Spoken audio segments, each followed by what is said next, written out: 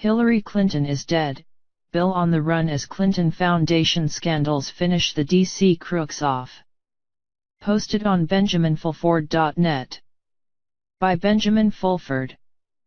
The Hazarian Mafia is in a state of extreme panic following the death of their presidential hopeful Hillary Clinton on September 11. Below is a screenshot of the ABC television announcement of her death that was deleted from the internet.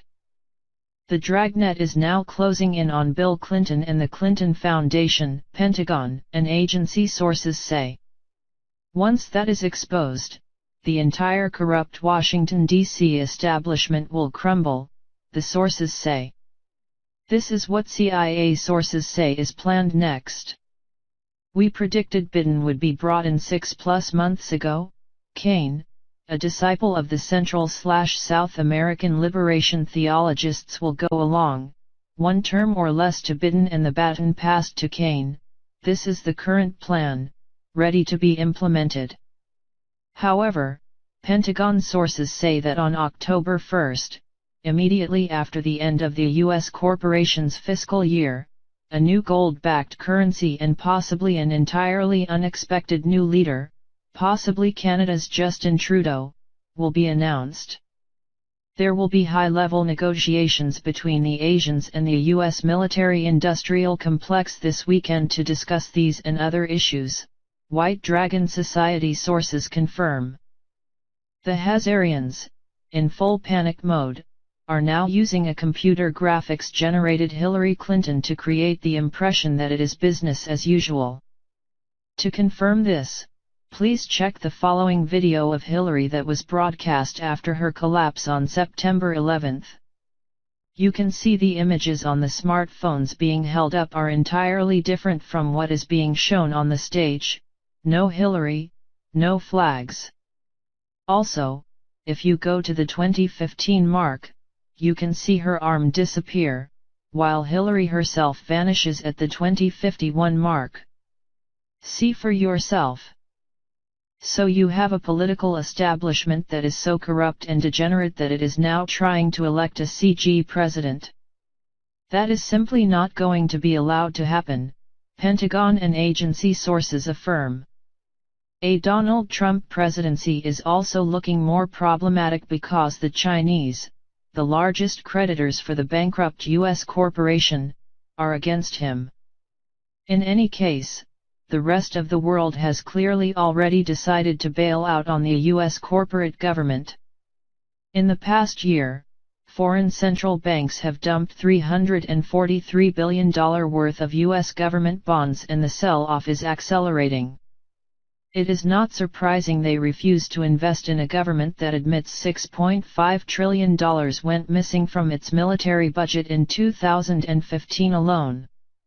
Agency sources say the $6.5 trillion was laundered through the Clinton Foundation and spent on. This may mean the UFO people are finally going to get some real disclosure about the secret space program they have long talked about. Certainly, one of the individuals who will be attending the meeting being arranged by the WDs between the Asian secret societies and the military-industrial complex claims connections to the off-world military. The Asian secret societies also claim off-world contact.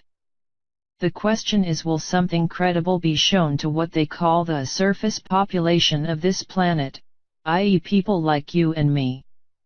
Hopefully we will have better information and proof next week, but do not hold your breath because we are being told the disclosure will be gradual so as not to shock people. In any case, back here on the surface of the planet, signs of systemic collapse of the current power system are proliferating. Most recently we have seen the US pivot to Asia becoming increasingly untenable. The latest setbacks are centered in the Philippines. Their President Rodrigo Duterte has stopped joint patrols with the U.S. Navy and ordered U.S. Special Forces out of Mindanao.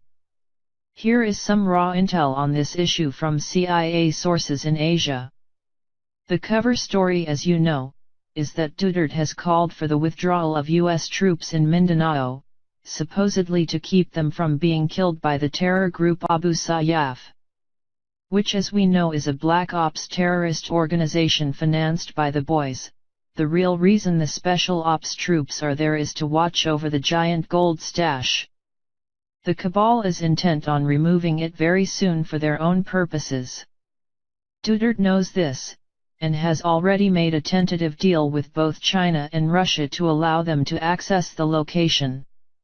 This is in exchange for a piece of the action as well as protection from the US Wet Works team. There is a very large amount of O stored there dating from before the Japanese Golden Lily operation. This ties in with the Sultan of Sulu, and the Borneo gold. This is a dangerous game and an attempt will be made to remove Duterte permanently from the scene. He is aware of this already. I was told that the O will be used as part of the new gold-backed currency of which China, Russia, Iran, and India will be a party to at the onset. Other countries will join as well once the new system is up and running. They will need at least 1 million metric tons to make it feasible. The gold is available at several locations. Here is Asia. The percentage of gold that will back the new system can change as more countries join with their reserves. This, of course, will be another major topic of next weekend's secret negotiations. The situation in Japan is another subject that will be coming up.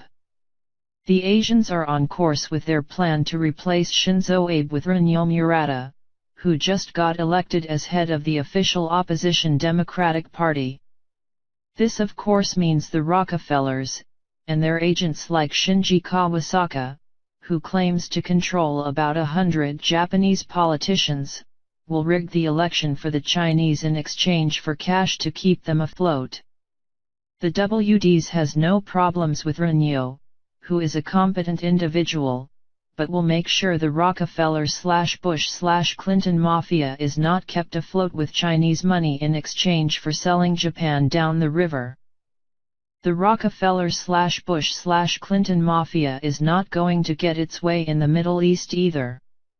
Their puppet state, and major source of their oil money, Saudi Arabia is now in deep trouble, having lost their biggest military base in the south of the country.